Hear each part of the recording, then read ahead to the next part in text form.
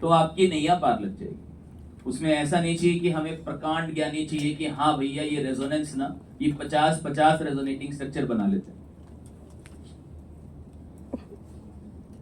ऐसा आपको बिल्कुल भी नहीं चाहिए। आप थोड़ा बहुत रेजोनेंस इधर उधर मूव कर लेते हो, that will be enough for the 12th।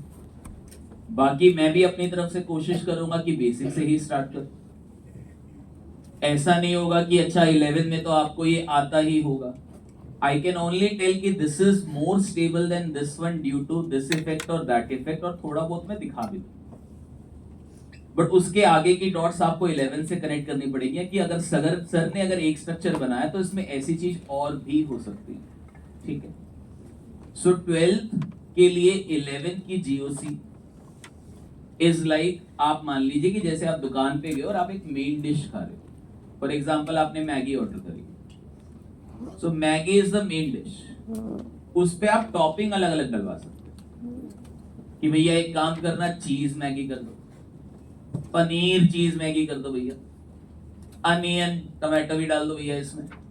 तो वो सारा पार्ट है आइसोमेरिज्म का, कि हम लोग जब भी यहां पर कोई ऑर्गेनिक रिएक्शंस करवाएंगे तो जिन दो लोगों को आप देख रहे हो कि अच्छा ये दो दिए एरो से पहले, इनके बीच में क्या होगा, क्या होना चाहिए, इसका आंसर आप जीओसी से करोगे। इन दोनों की रिएक्शन से क्या बनेगा वो भी आप जीओसी से करोगे।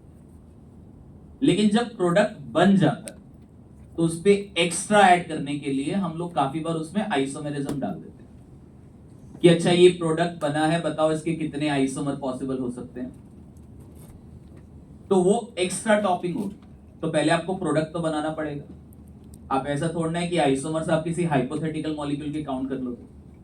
तो आप एक प्रोडक्ट बनाइए, उसमें अगर वो जीआई दिखा सकता है तो जीआई पहचानिए, ऑप्टिकल दिखा सकता है तो ऑप्टिकल पहचानिए, उसमें कायरल सेंटर पहचान सकते हो तो कायरल सेंटर पहचानो, and based upon that you conclude कि सर इसके लिए टोटल स्टीरियो आइसोमर कितने पॉसिबल।